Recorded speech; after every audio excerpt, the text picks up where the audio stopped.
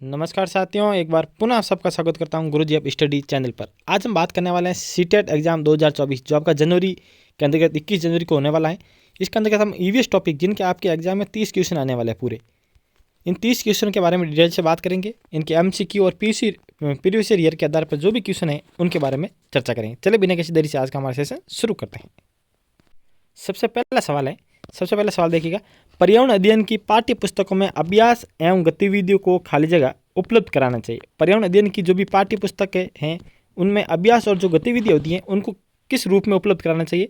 पाठ के अंत में, प्रकरणों में अंतर्निर्मित, पुस्तक में अलग अलग स्थानों पर, इकाई के अंत में। जो भी हमारा पाठ्य पुस्तक में अभ्यास और गतिविधि आती हैं वो हमें प्रकरणों में अंतर्निर्मित होनी चाहिए। जो भी हमारा पाठ है उस पाठ के बीच में अभ्यास कार्य या गतिविधि आनी चाहिए।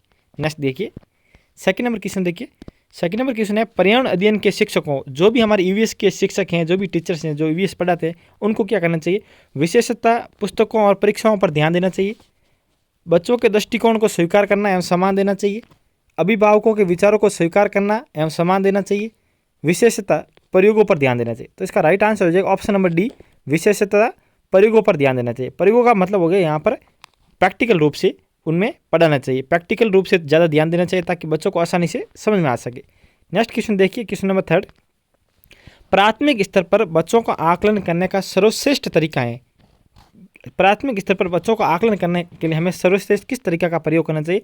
आवधिक परीक्षाएं, योगात्मक कार्य, ग्रह कार्य या फिर पोर्टफोलियो। तो इसका राइट आंसर क्या हो जाएगा? राइट आंसर हो जाएगा पोर्टफोलियो, इसका राइट आंसर हो जाएगा। नेक्स्ट क्वेश्चन देखिए, question number four. Question number four है, एक शिक्षक पढ़ाते समय सर्वदर्शी सामग्रियों एवं शारीरिक गतिविधियों का प्रयोग करता है। क्योंकि देखो, एक शिक्षक पढ़ाते समय सर्वदर्शी का मतलब हो गया जिस चीज़ को हम सुन भी सकते हैं और देख भी सकते हैं, एवं शारीरिक गतिविधियों का भी प्रयोग करता है। तो देखिए, शिक्षार्थी को दिशा परिवर्तन उपलब्ध कराते हैं, अधिगम वर्दी में अधिकतम इंद्रियों का उपयोग करते हैं, शिक्षक को आराम उपलब्ध कराते हैं, प्रभावी आकलन को सुगम बनाता है। देखिए, इनका राइट आंसर क्या हो जाएगा? राइट आंसर हो जाएगा अधिगम वर्दी में अधिकतम इंद्रियों का उपयोग में करते हैं। देखो, अधिकतम इंद्रियों के उपयोग का मतलब क्या हो गया? अधिकतम उपयोग इंद्रियों का मतलब हो गया, इंद्रिय हमारी 5 होती हैं। इंद्रिय 5 होती है, सबको पता है, आँख, नाक, मुंह और त्वचा जो भी है वो 5 होती हैं। इनमें देखिए, जैसे कोई चीज़ है सर्वे सामग्री का मतलब होता है सुनना। जब हम किसी चीज़ को सुनेंगे तो क्या करेंगे? सिर्फ कान से सुनेंगे, सिर्फ एक इंद्रिय का प्रयोग हुआ है। लेकिन सर्वदर्शी सामग्री आ गई तो इसमें देखो हम देख भी सकते हैं, सुन भी सकते हैं। तो मतलब इसमें अधिक इंद्रियों का प्रयोग होगा तो बालक आसानी से सीख सकेगा। नेक्स्ट क्वेश्चन देखिए, क्वेश्चन नंबर 5। क्वेश्चन नंबर 5 है, सीमा प्रत्येक पाठ को रटकर तुरंत सीख लेती हैं, जबकि लीन है जिसको चर्चा एवं ब्रेन स्टॉर्मिंग के बाद प्रत्येक पाठ को समझती हैं। यह किस विकास सिद्धांत की ओर संकेत करता है? देखो, सीमा किसी पाठ को तुरंत सीख लेती हैं रटकर, जबकि लीन है वो चीज़ को चर्चा एवं ब्रेन स्टॉर्मिंग का मतलब होता है अपने मस्तिष्क से समझकर चीज़ को समझती हैं। तो देखो, व्यक्तिगत भिन्नताओं, सामान्य से विशिष्ट की ओर, निरंतरता और अंतर समझ। तो इन दोनों में क्या है? सीमा और लीन के अंतर्गत क्या है? व्यक्तिगत भिन्नता है। दोनों की सीखने की क्षमता अलग अलग है। नेक्स्ट देखिए, क्वेश्चन नंबर 6।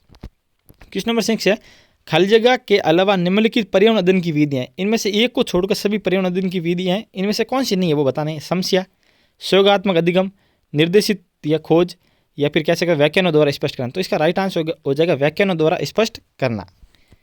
ये व्याख्यान विधि है जो एक रटन विधि के रूप में प्रस्तुत की जाती है। देखिए, नेक्स्ट क्वेश्चन देखिए, पर्यावरण अध्ययन की कक्षा में संकल्पनाओं को स्पष्ट करने के लिए कविताओं और कहानी कथन का प्रयोग करना किस रूप में सहायता करता है? खाली जगह के रूप में सहायता करता है, ये आपको बताना है। इनमें से कौन सा राइट आंसर होगा? देखो, दिशा निर्देश में, विद्यार्थियों की ऊर्जा का सलीकरण करने में, पाठ को आनंदमय और रोचक बनाने में, स्थानीय एवं वैश्विक स्तर पर संसार की प्रकृति को खोजने और कल्पना करने की योग्यता को बढ़ावा देने, शिक्षार्थी में निहित भाषा एवं संस्कृति विविधताओं का ध्यान रखने में। तो इसका राइट आंसर हो जाएगा ऑप्शन नंबर 3, स्थानीय एवं वैश्विक स्तर पर संसार की प्रवृत्ति को खोजने और कल्पनाओं की योग्यताओं को बढ़ावा देने के लिए प्रयोग में लाया जाता है। नेक्स्ट देखिए, क्वेश्चन नंबर 8 देखिए। क्वेश्चन नंबर 8 है, डिस्लेक्सिया मुख्यतः खाली जगह के साथ संबंधित है। डिस्लेक्सिया का संबंध किससे है? बोलने और सुनने से, पढ़ने से या फिर केवल सुनने से। तो इसका राइट आंसर हो जाएगा डिस्लेक्सिया एक पढ़ने संबंधी विसंगति है।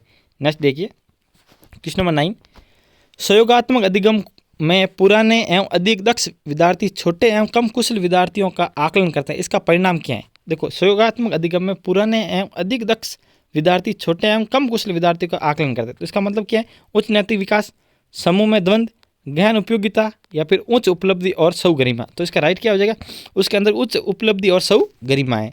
नेक्स्ट देखिए, नेक्स्ट है क्वेश्चन नंबर 10। अल बुरुनी जिस देश से आया है उसका नाम है। अल बुरुनी किस देश से आए हैं? अल बुरुनी जिस देश से आए हैं वो है उज्बेकिस्तान। उज्बेकिस्तान से अल बुरुनी आया था। नेक्स्ट क्वेश्चन देखिए, क्वेश्चन नंबर 11। खेल जो हम खेलते हैं, खेल जो हम खेलते हैं प्रकरण के शिक्षण में शिक्षार्थी की अधिकतम भागीदारी के लिए निम्न में से कौन सी शिक्षण युक्ति अधिक प्रभावी होगी? देखो, विभिन्न खेलों के कई कार्ड बनाना और उन्हें शिक्षार्थियों को दिखाना, शिक्षार्थियों के भीतर और बाहर खेले जाने वाले विभिन्न खेलों के नाम याद रखने के लिए कहना, शिक्षार्थियों को टेलीविजन पर खेल संबंधी कार्यक्रम को देखने और उन पर आधारित सामान्य परियोजना कार्य करने के लिए कहना, शिक्षार्थी को खेल के मैदान में ले जाना और उन्हें अलग अलग खेल खिलाना। तो यदि हम किसी शिक्षार्थी के अंदर खेल को बढ़ावा देना या खेल संबंधी क्या कर अधिकतम भागीदारी सुनिश्चित करना चाहते हैं, तो उनको खेल के मैदान में ले जाना होगा, उन्हें विभिन्न खेल खिलाने होंगे। ऑप्शन नंबर डी राइट हो जाएगा। देखिए नेक्स्ट क्वेश्चन है ईवीएस संप्रेक्षण अर्थ में प्रयुक्त होता है। ईवीएस का जो शाब्दिक अर्थ है वो क्या है, हमें यहाँ पर हमें बताना है। Environmental science, environmental sources, environmental studies या फिर इन्वायरमेंटल स्किल्स। तो इसका राइट आंसर हो जाएगा इन्वायरमेंटल स्टडीज हो जाएगा, पर्यावरण अध्ययन। नेक्स्ट देखिए क्वेश्चन नंबर 13। वायुदाब मापने वाला यंत्र किस नाम से जाना जाता है? बैरोमीटर, थर्मामीटर, सिस्मोग्राफ या फिर हाइग्रोमीटर। तो इसका राइट आंसर हो जाएगा बैरोमीटर। बैरोमीटर का उपयोग वायुदाब मापने के लिए किया जाता है। नेक्स्ट क्वेश्चन देखिए, वेरी इंपॉर्टेंट है। बीटी कपास है। बीटी कपास क्या है? एक संकर पौधा, एक ट्रांसजेनिक पौधा, एक प्राकृतिक पौधा या फिर एक औषधीय पौधा।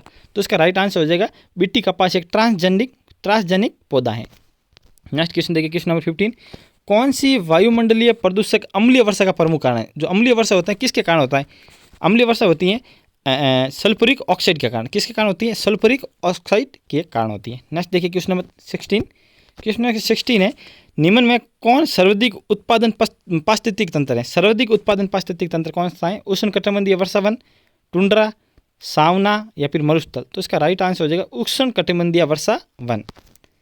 नेक्स्ट क्वेश्चन देखिए, क्वेश्चन नंबर 17। निम्नलिखित में से कौन सा रसायन आम पकाने में प्रयोग किया जाता है? आम को पकाने के लिए किसका प्रयोग किया जाता है? तो इसका राइट आंसर क्या हो जाएगा?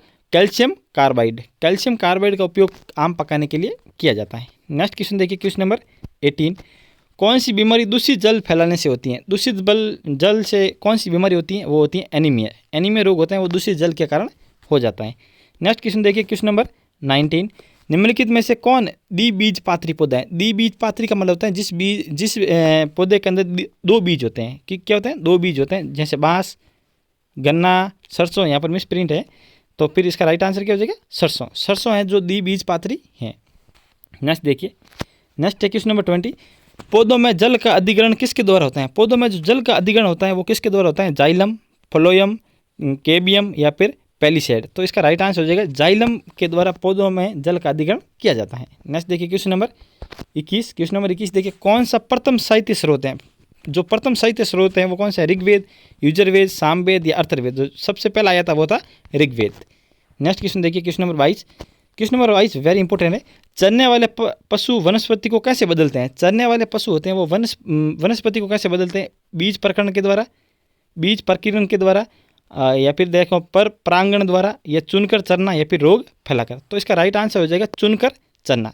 चुनकर चरना इसका राइट आंसर कैसे हो जाएगा? देखो, चुनकर चरना का मतलब क्या हो जाएगा? चुनकर चरने का मतलब जो भी कोई पशु हैं, कोई खेत में चल रहा है, यदि कोई फसल उनको अच्छी लग रही है, कोई चीज़ उसको अच्छी लग रही है फसल, और उनके बीच में और भी घास फूस हैं, लेकिन जो चीज़ उनको अलग लग रही है उनको चुन कर वो चीज़ खा रहा है, तो उनका मतलब हो गया चुनकर चरना। तो इसका राइट आंसर हो जाएगा चुनकर चरना।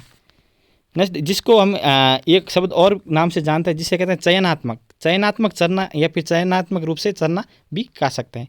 नेक्स्ट देखिए, नेक्स्ट क्वेश्चन है 23 नंबर क्वेश्चन। निम्नलिखित में से कौन सा स्वस्थ अस्थियों के लिए आवश्यक है? स्वस्थ अस्थियों के लिए आवश्यक है मतलब ये हड्डियों के लिए हमारे लिए लाभदायक है, वो इसका राइट आंसर हो जाएगा कैल्शियम एवं विटामिन डी। विटामिन डी होता है वो हमारे अस्थियों या हड्डियों के लिए अति उपयोगी है। नेक्स्ट देखिए क्वेश्चन नंबर 24। भारत में हिमालय की सबसे ऊंची चोटी कौन सी है? सबसे ऊंची चोटी है हिमालय की कौन सी है? माउंट केटू गॉडविन ऑस्टिन जो हमारी भारत की सबसे हिमालय की सबसे ऊंची चोटी है वो जम्मू कश्मीर के अंतर्गत स्थित है। नेक्स्ट देखिए क्वेश्चन नंबर 25। क्वेश्चन नंबर 25 है वायुमंडल की सबसे निचली परत कौन सी है? देखो, वायुमंडल की जो सबसे निचली परत है वो कौन सी हो जाएगी? सौर मंडल। जो वायुमंडल की सबसे निचली परत है वायुमंडल में जो परतें हैं, जो 4 प्रकार की परतें होती हैं, सौभ मंडल, आयन मंडल, ओजोन मंडल और बाहिर मंडल। उसमें सबसे निचली परत है वो है सौभ मंडल, जिसमें हम जीवन यापन करते हैं।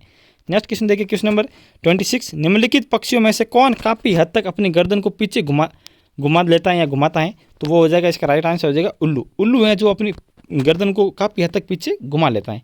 नेक्स्ट क्वेश्चन देखिए, क्वेश्चन नंबर 27। क्वेश्चन नंबर 27 देखिए, वायुमंडल में 99% भाग पर किन 2 गैसों का विस्तार है? तो जिन 2 गैसों का विस्तार है वो है ऑक्सीजन और नाइट्रोजन। ऑक्सीजन और नाइट्रोजन, ऑक्सीजन है 21% और नाइट्रोजन है 78%। तो इनको मिलाता है तो 99% हो जाता है। नेक्स्ट देखिए, क्वेश्चन नंबर 28। क्वेश्चन नंबर 28 है, पर्यावरणीय अध्ययन में शैक्षणिक भ्रमण का मूल उद्देश्य क्या है? पर्यावरण अध्ययन में शैक्षणिक भ्रमण का मूल उद्देश्य है, उद्देश्य क्या हो जाएगा? छात्रों का प्रत्यक्ष अनुभव। छात्रों का प्रत्यक्ष अनुभव का मतलब होता है मूर्त अनुभव कराना, इसका मूल उद्देश्य है। नेक्स्ट देखिए, क्वेश्चन नंबर 29। कार्य सामाजिकरण रूप से शुष्क मिट्टी की क्या विशेषता है? शुष्क मिट्टी की आपको विशेषता बतानी, उसमें अधिक जल होना, पौधों को प्रकाश पर्याप्त नहीं मिलना, मिट्टी में लवण सांद्रता अधिक होगी, मिट्टी कठोर होती है। तो इसका राइट आंसर हो जाएगा मिट्टी में लवण सांद्रता अधिक होगी। नेक्स्ट क्वेश्चन देखिए, और आज का हमारा अंतिम क्वेश्चन है इस प्रथम मॉड्यूल पेपर का। सतत और व्यापक मूल्यांकन क्यों आवश्यक है? शिक्षार्थियों ने कितना नहीं सीखा है ये जानने के लिए, शिक्षार्थियों की प्रगति निरंतर ना बने रखने के लिए, निरंतर मूल्यांकन होने रहने से शिक्षार्थी में परीक्षा का अनावश्यक भय नहीं होता है, शिक्षा प्रणाली को महत्व देने के लिए। तो इसका राइट आंसर हो जाएगा क्वेश्चन नंबर अंतिम का जो 30 क्वेश्चन है उसका सी ऑप्शन राइट हो जाएगा। निरंतर मूल्यांकन होते रहने से शिक्षार्थी में परीक्षा का अनावश्यक भाग नहीं होता है। देखो पहला ऑप्शन तो क्या है, विद्यार्थियों ने कितना नहीं सीखा है ये जानने के लिए, नहीं, विद्यार्थियों ने कितना सीखा है ये जानने के लिए व्यापक मूल्यांकन होता है। शिक्षार्थियों की प्रगति निरंतर ना बनाए रखने के लिए नहीं, शिक्षार्थियों की प्रगति निरंतर बनी रही इसके लिए हम मूल्यांकन करते हैं। तो ऑप्शन नंबर 3 है जो राइट हो जाएगा। तो गाइस उम्मीद करता हूँ आज का सेशन आपको पसंद आएगा। सेशन पसंद आए चैनल को लाइक सब्सक्राइब शेयर कीजिएगा। जय हिंद, जय भारत।